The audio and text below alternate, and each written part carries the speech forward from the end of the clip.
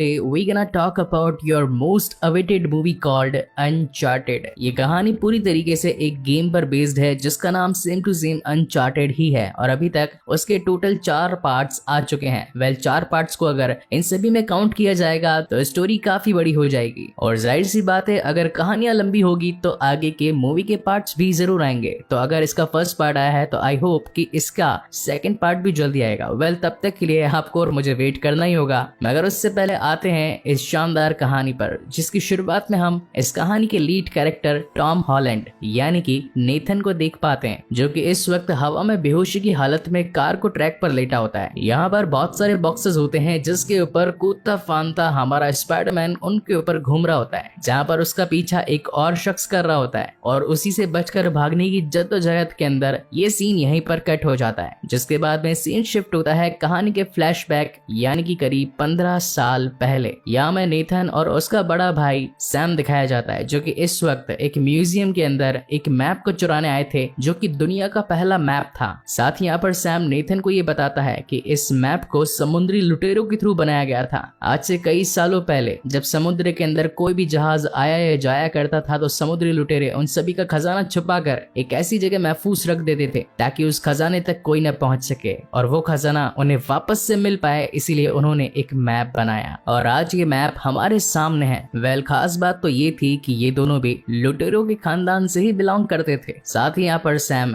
Magellan नाम के एक समुद्री लुटेरे के बारे में नेथन को बताता है जिसे कि समुद्री लुटेरों का छिपा खजाना मिल चुका था। हालांकि मैगलन को लोकेशन के बारे में पता तो चल चुका था मगर वहां पर पहुंचने से पहले तक ही उसकी जान जा चुकी थी। ये सुनकर नेथन को लगता है कि हो सकता है कि शायद वो मैगलन उस खजाने तक जरूर पहुंचा होगा मगर खजाना किसी और जगह शिफ्ट कर दिया गया होगा या फिर खजाना खो चुका होगा, जिस पर सैम उसे कहता है कि अगर कोई चीज खोई है तो मिलेगी भी जरूर। जिसके बाद में ये दोनों ही उस मैप को चुराने की कोशिश करते हैं, लेकिन तभी वहां का अलार्म ट्रिगर हो जाता है और सारे सिक्योरिटी गार्ड आकर उन्हें पकड़ने की कोशिश करते हैं और फाइनली वो गार्ड्स उन दोनों को पकड़कर एक नन के सामने खड़ा कर देते हैं। हालांकि वो नन चाहती तो उन्हें काफी बुरी सजा दे सकती थी मगर वो उन दोनों को सिर्फ हल्की फुल्की डांट फटकार लगाकर अपने रूम में वापस जाने के लिए कहती है। हालांकि यहाँ पर नेथन तो अपने रूम में वापस आ चुका होता है लेकिन वो अपने बड़े भाई सैम को खिड़की से बाहर जाते हुए देखता है। इन दोनों की नजरें मिलती है और सैम अपने भाई के पास वापस आता है। साथ ही उसके हाथों में एक छोटी सी रिंग भी होती है और वो अपने भाई नेथन को कहता है कि वो अब जा रहा है उस खजाने की खोज में। साथ ही जाने से पहले वो नेथन को एक छोटा सा लेटर भी देता है और कहता है कि नेथन तुम भी समुद्री लुटेरों के खानदान से हो तो ये भूलना मत कि तुम भी एक लुटेरे हो। जिसके बाद वो उसी रिंग को एक धागे में पिरोकर नेथन को पहना देता है और एक मस्त जादू की चप्पी देकर वहां से निकल जाता है। कुछ टाइम के बाद में जब नेथन उस लेटर को खोलकर देखता है तो उसके अंदर एक लाइटर मिलता है और साथ ही उस पेपर पे कुछ नहीं लिखा था, लेकिन नेथन जानता था कि जरूर उसने हाइड आउट में कुछ ना कुछ लिखा होगा और जब वो उसको जलाता है तो उसके अंदर छिपा हुआ कुछ लिखा होता है कि यू आर सीक्रेट, यानी कि ये इंडिकेशन था उसके मन के अंदर लगी चिंगारी को ज्वाला बनाने के लिए। और अब धीरे धीरे करके समय आगे बढ़ता जाता है और हम देख पाते हैं प्रेजेंट टाइम को, यानी कि कहानी शिफ्ट हो चुकी है 15 साल आगे। यहाँ पर नेथन अब जवान हो चुका है और साथ ही एक बार टेंडर की नौकरी करता है। उसी वक्त वहाँ पर एक खूबसूरत बला पहुंचती है। नेथन उसे देखकर तो मानो जैसे अपना दिल दे बैठा था और उसे पटाने के लिए, इम्प्रेस करने के लिए वो अपनी बार टेंडरिंग की स्किल्स को उसे दिखाता है और एक शानदार जाम बनाकर उसे देता है। और जो वो लड़की नेथन को उसकी सिगरेट जलाने के लिए कहती है तो सिगरेट जलाते वक्त चुपके से अपने हाथ की सफाई के साथ में नेथन उसके हाथ का ब्रेसलेट चुरा लेता है। इस बात का सीधा मतलब ये निकलता है कि नेथन आज तक अपने बड़े भाई सैम की उन बातों को भुला नहीं पाया था कि तुम भी एक पायरेट हो। उसी वक्त वहां पर विक्टर नाम का एक शख्स पहुंचता है जो कि नेथन को ये कहता है कि उसे उसका लाइटर पसंद आया और वो उस लाइटर को खरीदना चाहता है, मगर नेथन उसे किसी भी कीमत पर वो लाइटर नहीं बेचता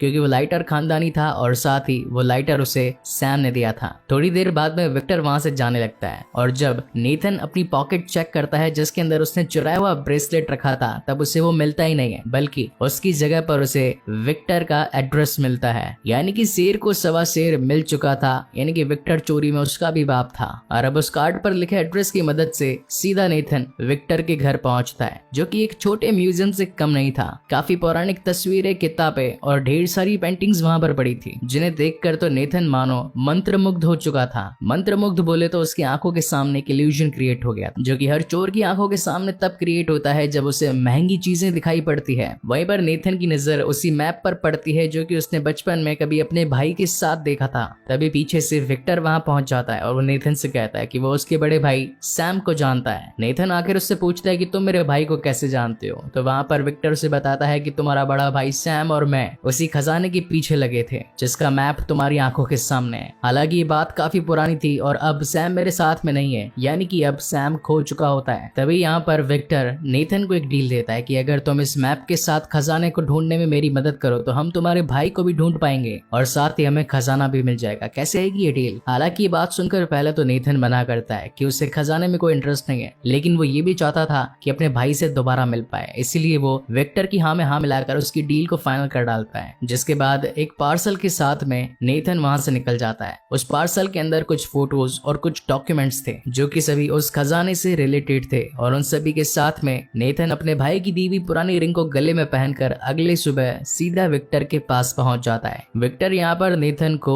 2 चाबियों के बारे में बताता है और कहता है कि ये 2 चाबियां मैगलन के खजाने तक पहुंचने के लिए काफी इंपॉर्टेंट है। उनमें से एक चाबी जो कि क्रॉस के शेप में थी वो कुछ ही दिनों में एक ऑक्शन में बिकने वाली है और कैसे भी करके हम दोनों को उस क्रॉस को चुराना पड़ेगा। तब नेथन विक्टर को खजाने की चोरी के बाद 50-50% शेयर करने के बारे में कहता है, लेकिन विक्टर उससे कहता है कि वो उसे सिर्फ 10% ही देगा और साथ ही ये भी कहता है कि जितना जल्दी हो सके काम पर लग जाओ। जिसके बाद ये दोनों करते हैं काफी सारी प्लानिंग एंड प्लॉटिंग और अब वो दिन आ चुका होता है जब था उस क्रॉस का ऑक्शन और वहां पर शहर के काफी अमीर लोग मौजूद थे, जहां पर एक शख्स और भी मौजूद था। इसका नाम था सेंटियागो मोनकाडा और जब इन दोनों की बात मोनकाडा से होती है तो ये दोनों भी समझ जाते हैं कि मोनकाडा भी उसी खजाने के पीछे लगा हुआ है। विक्टर हालांकि ये बात समझ चुका था, इसलिए वो वहां पर नेथन को अपने काम पर फोकस करने के लिए कहता है। हालांकि इन दोनों का प्लान काफी सिंपल था कि वो वहां की लाइट्स बंद करेंगे और अंधेरे में उस क्रॉस की को लेकर वहां से निकल जाएंगे। इस प्लान के इम्प्लीमेंटेशन के लिए सीधा नेथन पहुंचता है सिक्योरिटी रूम में और जैसे ही वहां के मेन स्विच की वायर्स को कट करना ही वाला था कि तभी वहां पर सारे सिक्योरिटी गार्ड पहुंचकर नेथन को धमाधम कूटने लगते हैं। अब इतने सारे लोगों को देखकर नेथन वहां से भागने लगता है और पर्सनली कहूं तो ये इस पूरी मूवी का एक one of the best scene है जहां पर नेथन भागता भागता ऊपर सीलिंग पे लगी ट्यूबलाइट्स को पकड़ते हुए एक के बाद एक दूसरी पर भागता जाता है। विक्टर ये बात जान चुका था कि इस वक्त सभी लोगों का ध्यान ऊपर नेथन पर है, तो वो चुपचाप अपनी होशियारी के साथ में एक सिक्योरिटी गार्ड का सूट पहनकर चालाकी से उस क्रॉस की को चुरा लेता है और वहां से भागने की कोशिश करता है। हालांकि उसे भागते हुए नेथन अपनी आंखों से देख लेता है, इसीलिए वो भी बाकी सभी सिक्योरिटी गार्ड से बचकर चुपचाप पहुंच जाता है विक्टर के पास में, जहां फर्स्ट टाइम नेथन को वो क्रॉस की देखने को मिलती है जो कि इस वक्त विक्टर के हाथों में होती है। जिसके बाद में ये दोनों पहुंचते हैं सीधा बार्सिलोना। ये आता है मैड्रिड में और पर्सनली कहूँ तो मैं भी बार्सिलोना जाना चाहता हूँ। क्या यार आप लोग मेरे वीडियोस देखते नहीं हो, एडवर्टीजमेंट देखते नहीं हो, क्लिक नहीं करते हो तो पैसा कहाँ से कमाऊंगा। यहाँ पर विक्टर नेथन को एक डायरी दिखाता है जिसके अंदर एक पेड़ बना हुआ था और इसी के साथ ये अपने बार्सिलोना की प्लानिंग बनाना शुरू कर देते हैं। वहां पहुंचने के बाद में विक्टर नेथन को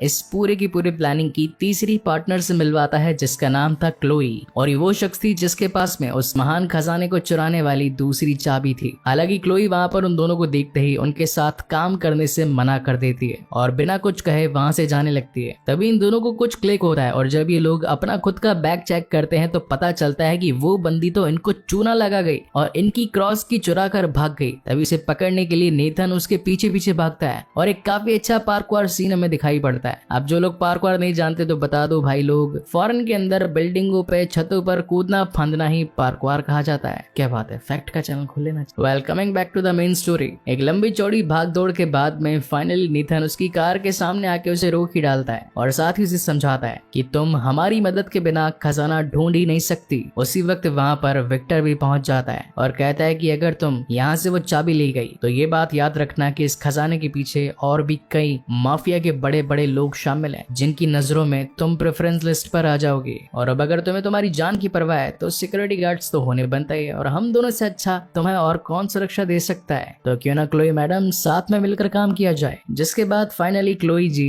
इन दोनों के साथ ही काम करने के लिए तैयार हो जाती है। जिसके बाद ये तीनों अपने नेक्स्ट क्लू के लिए एक चर्च पहुंचते हैं। बेसिकली ये वो चर्च होता है जहाँ पर उस किताब में सेम टू सेम वैसा दिखने वाला पेड़ था जैसा कि इन्होंने फ्लाइट में देखा था। मीनवाइल हम मोनकाडा को देख पाते हैं जो कि इस वक्त अपने पिता के साथ बदतमीजी से पेश आ रहा था, और उसका रीजन ये था कि मोनकाडा को कहीं ना कहीं ये पता चल चुका था कि उसका अमीर बाप अपनी सारी जायदाद बस दान में लोगों को यूं ही मुफ्त बांटने वाला है, और मोनकाडा ऐसा होने देना नहीं चाहता था। इसीलिए वो एक ट्रेंड किलर को हायर करता है जिसका नाम होता है ब्रैड टॉक। वेल इसका नाम हम ब्रैड बोलेंगे क्योंकि शॉर्ट में अच्छा लगता है यार, जो कि अपने काम को बखूबी से निभाकर सीधा पहुंच जाती है मोनकाडा के पास में, जो कि उसे एक नया मिशन देता है और ये बताता है कि अब तुम्हें नेथन और विक्टर से जाकर वो 2 चाबियां लानी है जो मुझे चाहिए। जिसके बाद में सीन शिफ्ट होता है सीधा नेथन पर, जिसके पास में सैम के द्वारा दिए गए काफी सारे लेटर्स होते हैं और उन्हीं में से वो क्लू निकालने की कोशिश करता है, जबकि दूसरी ओर विक्टर जमीन पर बने सारे के सारे सिंबल्स को देखकर नीचे तहखाने तक का रास्ता ढूंढ लेता है। और थोड़ी बहुत जांच पड़ताल कर लेने के बाद में नेथन को एक छोटी सी मूर्ति दिखाई पड़ती है और जैसे ही वो उसे घुमाता है तो उसके नीचे 2 छोटे छोटे होल्स खुल जाते हैं जिसके अंदर उसी चाबी को लगाने की डिजाइन बनी हुई थी। और जब नेथन क्लोई के साथ उन दोनों चाबियों को यूज करता हुआ उन्हें क्लॉकवाइज घुमाता है तो वहां पर एक छोटी सी टनल खुलती है, जहां पर विक्टर इन दोनों को कहता है कि तुम दोनों इस टनल से आगे बढ़ो, मैं यहाँ पर खड़े रहकर बाकी लोगों का ध्यान बटाऊंगा। साथ ही यहाँ पर नेथन अपने दोनों को ट्रैक करने के लिए उसे एक फोन भी दे देता है और कहता है कि अगर हम कहीं मुसीबत में पड़े तो इस फोन की मदद से हम आपस में कांटेक्ट कर सकते हैं। उस टनल में जाने के बाद वहां से एक क्लब का खुफिया रास्ता निकलता है और उस खुफिया रास्ते से क्लब की ओर पहुंचकर इन लोगों को उन क्लूज से एक और रास्ता मिलता है। लेकिन जब ये दोनों उस रास्ते को खोलने की कोशिश करते हैं तभी वहां पर ब्रैड और उसके लोग पहुंच जाते हैं, जो कि इन्हें देखते ही इनके ऊपर हमला करना स्टार्ट कर देते हैं। कैसे तैसे अपनी जान उन लोगों से बचाते हुए फाइनली ये दोनों उस दरवाजे के अंदर एंटर हो जाते हैं और जब भी वहां पहुंचते हैं तो इन्हें एक और दरवाजा मिलता है और जैसे उस दरवाजे के अंदर क्लोई अपनी की लगाती है तो उस पूरे के पूरे चेंबर में पानी भरना स्टार्ट हो जाता है, जो कि आ रहा था उनके ऊपर मौजूद एक फाउंटेन से। हालांकि उसी मोमेंट पर विक्टर भी उन्हें ट्रैक करते करते उनके ऊपर की लोकेशन तक पहुंच जाता है। ये दोनों ही विक्टर को उनकी मदद करने के लिए कहते हैं। तब विक्टर पास ही मौजूद एक टेबल पर जो 2 लोग खाना खा रहे थे उनकी टेबल को हटाता है, तभी उसे एक वहां पर की होल जैसा दिखाई पड़ता है। अब हालांकि विक्टर उस होल के अंदर अपनी की लगाता मगर तब तक वहां पर ब्रैड पहुंच जाती है और इन दोनों के ही बीच में धमाधम फाइट हो जाती है, जहां पर ये दोनों ही एक दूसरे को उठा उठाकर दूर फेंक रहे होते हैं। और फाइनली एक लंबी चौड़ी लड़ाई के बाद में विक्टर ब्रैड को हरा ही देता है और उस होल के अंदर अपनी दूसरी चाबी डालता है और जैसे ही वो चाबी को घुमाता है तो नेथन और क्लोई के सामने एक दूसरा दरवाजा ओपन हो जाता है और साथ ही जो पानी उस चेंबर में भर रहा था वो भी रुक जाता है। यहाँ पहुंचने के बाद ये तीनों आपस में एक दूसरे को एक छोटी खिड़की की मदद से देख पाते हैं। इसका मतलब साफ था कि ये तीनों अब बिल्कुल सेम ही जगह पर पहुंच चुके हैं। जिसके बाद में और आगे जाने पर नेथन को एक और दरवाजा मिलता है और यहाँ पर नेथन क्लोई की चाबी की मदद से उसे खोलने की कोशिश करता है, मगर वो चाबी उस दरवाजे को ठीक से खोल ही नहीं पा रही होती है। तब वहाँ पर नेथन को समझ में आता है कि इससे खोलने के लिए 2 चाबियों की जरूरत पड़ेगी, तो वो विक्टर से उसकी चाबी मांगता है। लेकिन विक्टर इस वक्त ये सोचता है कि अगर मैंने ये चाबी उन दोनों को दे दी तो कहीं ये दोनों यहाँ से फरार ना हो जाए, लेकिन फिर भी उसे कहीं ना कहीं नेथन पर विश्वास था और वो अपनी चाबी नेथन को दे डालता है। जिसके बाद में क्लोई उन दोनों कीज को जोड़कर उस ताले की एक्चुअल चाबी बना लेती है, जिसकी मदद से ये दोनों ही उस दरवाजे को खोलकर अंदर पहुंचते हैं, जो कि एक तहखाना था और वहाँ चारों तरफ सुराइयां थी बड़ी बड़ी। जैसे ही क्लोई एक सुराई को खोलती है तो उसके अंदर उसे नमक मिलता है और धीरे धीरे करके वहाँ पर मौजूद बाकी सुराइयां भी फूट जाती है और उनका नमक जमीन पर गिर जाता है। उन नमक से भरी सुराइयों को थोड़ा बहुत जांच पड़ताल कर लेने के बाद में फाइनली उन्हें एक्चुअल नक्शा मिल जाता है, जो कि समुद्री लुटेरों ने आज से कई सालों पहले यहाँ पर छिपा रखा था। मगर नक्शा मिलते के साथ ही क्लोई वहाँ पर नेथन को डबल क्रॉस करने की कोशिश करती है और उस पर गन पॉइंट कर देती है, जहाँ पर नेथन क्लोई से पूछता है कि आखिर तुम हमारे साथ ऐसा कैसे कर सकती हो, तुम तो हमारी टीम मेंबर थी और अब अकेले ही यहाँ पर सारा माल उड़ाकर लेकर जाना चाहती हो। तो क्लोई बताती है कि मुझे प्रॉब्लम तुमसे नहीं तुम्हारे साथ ही विक्टर से है, क्योंकि उसने तुम्हारे भाई सैम को भी धोखा दिया था। जिसके बाद क्लोई बिना वक्त गवाए नेथन के सर पर एक जोरदार वार करके उसे वही नमक पे पटक कर उन चाबियों और उस एक्चुअल मैप को लेकर भाग जाती है। जब थोड़ी देर बाद में नेथन को होश आता है तो वो अपने सामने विक्टर को देख पाता है और उस पर भड़कने लगता है, क्योंकि विक्टर ने उसे उसके भाई के बारे में झूठ बोला था और इसी वजह से नेथन को गुस्सा आ जाता है और वो विक्टर के साथ अपने सारी साझेदारी को तोड़कर वहां से जाने लगता है। जिसके बाद में नेक्स्ट मॉर्निंग सीन शिफ्ट होता है और हम देख पाते हैं क्लोई को, जो कि इस वक्त पहुंचती है सीधा सैंटियागो मोनकाडा के पास पे और साथ ही वो मैप और कीज उसे दे डालती है, यानी कि शुरुआत से ही क्लोई उसके साथ मिली हुई थी और ये पूरा प्लान सैंटियागो का ही था। मीनवाइल हम नेथन और विक्टर को देख पाते हैं, जहाँ पर विक्टर नेथन को ये बताता है कि तुम्हारे भाई की जान मेरी वजह से नहीं बल्कि ब्रैड की वजह से गई थी, वही है तुम्हारे भाई के खून की असली कातिल। हालांकि नेथन उसकी बात पर गुस्सा तो होता है, लेकिन जब उसे पता चलता है कि वो असली कातिल नहीं है तो वो अगेन विक्टर का साथ देने के लिए तैयार हो जाता है। हम देखते हैं कि क्लोई मनकाडा के साथ कियम्बा जाने की प्लानिंग कर रही होती है। वहीं पर उन सभी को दूर से विक्टर और नेथन देख रहे होते हैं। वहीं कार्गो प्लेन के अंदर मनकाडा उस पूरे मैप को स्कैन करवा देता है और साथ ही उस खजाने की एक्चुअल लोकेशन का पता लगा लेता है। लोकेशन मिल जाने की वजह से वो काफी खुश होता है और अपनी ही टीम मेंबर्स के साथ में अपना पुराना एक्सपीरियंस शेयर कर रहा होता है। लेकिन तभी ब्रैड वहां पर उससे डबल क्रॉस करती है और उसे ही जान से मार डालती है। ब्रैड का हमेशा से ये सपना था कि वो खजाना उसके पास आ जाए, इसीलिए वो इतने टाइम तक बस एक छिपा मोरा बनकर मोनकाडा के लिए काम कर रही थी। उसका एक शिकार तो रास्ते से हट चुका था और अब उसका दूसरा शिकार था क्लोई, क्योंकि क्लोई को भी उसी खजाने की तलाश थी और ब्रैड नहीं चाहती थी कि उसके और उसके खजाने के बीच में कोई और भी आए, इसलिए वो क्लोई को रास्ते से हटा देना चाहती थी। हालांकि उस वक्त क्लोई ने अपनी ही आंखों के सामने मोनकाडा का कत्ल होते देख लिया था, इसलिए वो अपने आप को छिपाने के लिए कहीं पर छिप जाती है। वहीं पर सीन शिफ्ट होता है नेथन और विक्टर पर, जो कि एक छोटी सी कार की डिक्की में छिपकर उस प्लेन तक पहुंच चुके थे। हालांकि ब्रैड के लोग क्लोई को ढूंढ लेते हैं और उसके ऊपर गोलियां चलाना स्टार्ट कर देते हैं। वहीं पर वो भी उनके ऊपर गोलियां चलाना स्टार्ट करती है। इसी बीच नेथन को मौका मिल जाता है वहां से उस मैप को चुरा कर भागने का। उसी वक्त वहां से विक्टर उस मैप को अपने पास रख लेता है और एक राइडर सूट पहनकर पैराशूट लेकर वहां से नेथन को ये कहकर जाता है कि मैं कूद रहा हूँ, तुम भी फटाफट वहां से कूद जाना। मगर नेथन को तो ब्रैड से अपने बड़े भाई सैम की मौत का बदला लेना था, इसीलिए वो उसे मारने के लिए आगे बढ़ता है। तभी वहां पर वो सारे गुंडे नेथन के ऊपर गोली चलाने वाले होते हैं और तभी नेथन मौका पाते ही सारे अंदर भरे माल को खोल देता है और हर माल अब उस प्लेन से नीचे गिरने लगता है। और ये इस मूवी का वो सीन था जो कि हमने इस मूवी की शुरुआत में देखा था और यहीं से कहानी आगे कंटिन्यू होती है। हालांकि वहां पर नेथन का पैर एक रस्सी में अटक जाता है, वो उसे निकालने की काफी कोशिश करता है, लेकिन इसी बीच गुंडे उसके ऊपर गोलियां भी चला रहे होते हैं और बड़ी ही मुश्किलों के साथ में नेथन उन सभी से बचते बचाते वापस से प्लेन में आ जाता है। लेकिन तभी वहां पर क्लोई उस कार में बैठी होती है, जो कि गोलीबारी से छिपने का बहुत ही अच्छा साधन था, लेकिन गलती से नेथन पर टक्कर लग जाती है और ये दोनों ही टकरा कर एक बड़े बॉक्स पर जाकर गिरते हैं। और पर्सनली कहूं तो ये इस मूवी का एक one of the best scene है, जहां पर बहुत ही शानदार ग्राफिक्स का यूज किया गया है। उसी बॉक्स पर एक बड़ा सा पैराशूट लगा था और उसी पैराशूट की मदद से ये दोनों आसमान की ऊंचाइयों से गिरते हुए पानी में लैंडिंग करके फाइनली ये दोनों बच जाते हैं। वहीं पर पास ही किनारे पे एक छोटा सा आइलैंड होता है, जहाँ पर एक होटल भी बना होता है और ये दोनों डिसाइड करते हैं कि क्यों ना आज की रात इस होटल में बिताई जाए। वहाँ पर एक रूम को बुक कर लिया जाता है और रात को जब क्लोई उस रूम में सो रही होती है, तभी तेज दिमाग नेथन उन दोनों कीज का एक ऐसा शेप क्रिएट करता है जिससे कि उससे उस खजाने की फाइनल लोकेशन मिलती है। उस लोकेशन को वो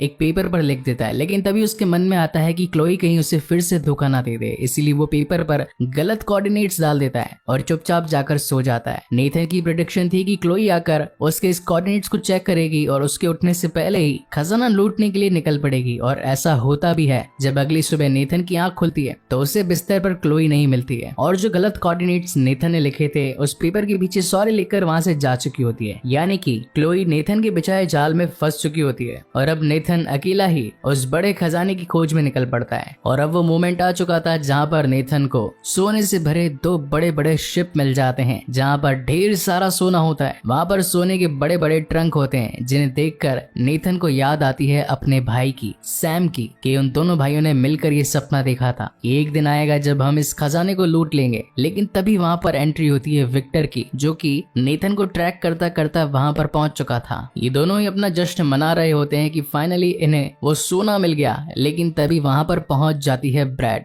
अब उनके गुंडों से बचने के लिए ये दोनों ही शिप के अंदर छिप जाते हैं और तभी ब्रैड बड़े बड़े हेलीकॉप्टर्स के साथ में उन दोनों सोने से भरे शिप्स को अपने साथ लेकर जाने लगती है। इस सीन को देखकर पर्सनली कहूँ तो मुझे मेरी pirates of the Caribbean movie series की याद आ गई, जिसके टोटल 5 पार्ट्स मैंने आज से करीब 2 साल पहले एक्सप्लेन किए थे। वेल, आप लोगों के लिए एक छोटी सी गुड न्यूज मैं आज ही दे डालता हूँ। अपने आगे आने वाले फ्यूचर की मूवीज के अंदर मैंने पुरानी मूवीज जो फोटोज के साथ बनाई थी, उनको मैं अब वीडियो क्लिप्स के साथ एक तगड़े वॉइस ओवर के ऊपर आप लोगों के लिए जल्द ही लाने वाला हूँ, ताकि जिन लोगों को फोटोज से वीडियो देखने में मजा नहीं आता तो वीडियो क्लिप्स के साथ देख देख कर मजे ले पाएंगे। Coming back to the main story, यहाँ पर पर ये दोनों ही बड़े बड़े हेलीकॉप्टर्स इन दोनों सोने से भरे जहाजों को उड़ा कर लेकर जा रहे होते हैं। लेकिन नीचे विक्टर का तो कुछ और ही मानस था और वो अपने बैग के अंदर सोना भरकर उन दोनों हेलीकॉप्टर्स को हाईजैक करने का प्लान बनाता है और ऐसा होता भी है। वो उन लोगों को मारकर चुपचाप से हेलीकॉप्टर तक पहुंच जाता है और उसे हाईजैक करके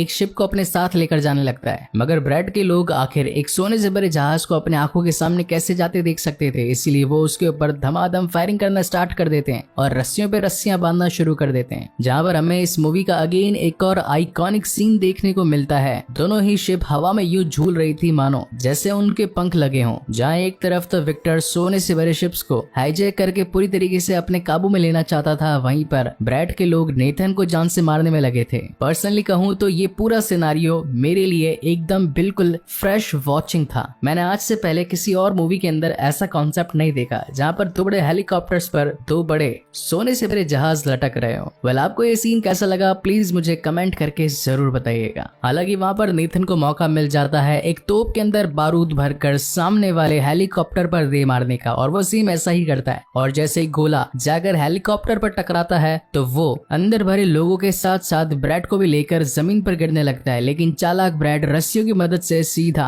नेथन तक आ पहुंचती है और अगेन इन दोनों के बीच में एक और शानदार फाइट होती है। उसी वक्त विक्टर भी वहां पर नेथन को बचाने के लिए पहुंच जाता है और जब नेथन रस्सी पर चढ़कर हेलीकॉप्टर में जाने की कोशिश करता है तो नीचे से ब्रैड भी आकर उसे रोकने की कोशिश करती है। लेकिन जो सोने से लदा बैग विक्टर के पास में होता है वो उसे ब्रैड के ऊपर दे मारता है और वो सीधा जाकर पानी में गिरती है। पहले तो इन दोनों को ही लग रहा था कि वो पानी में गिरकर मर जाएगी, लेकिन ऐसा बिल्कुल नहीं होता और वो जिंदा थी। लेकिन थोड़ी ही देर में हम देखते हैं कि हवा में लटकता वो जहाज जिसकी रस्सियां अब कमजोर हो चुकी थी और वो भी जाकर अब सीधा पानी में ब्रेड के ऊपर जाकर गिरता है। इसका मतलब तो ये था कि फाइनली ब्रेड का ब्रेड ऑमलेट हो गया। वेल, सोना चुराने की तो इन दोनों की ही मन से ख्वाहिश थी, लेकिन अब पानी के अंदर वो सोना वापस से चला गया है तो ये दोनों डिसाइड करते हैं कि क्यों ना अब इस दबे हुए सोने को गवर्नमेंट को ही दे दिया जाए। लेकिन तभी अपने बैग में से नेथन कुछ सोने की बार्स निकालकर विक्टर को देता है और कहता है कि यह है तुम्हारा इनाम। देखा जाए तो सोना चुराना विक्टर का एक सपना था और इस सोने को पाकर वो काफी खुश था। वहीं दूसरी ओर नेथन एक सच्चे दोस्त को पाकर खुश था।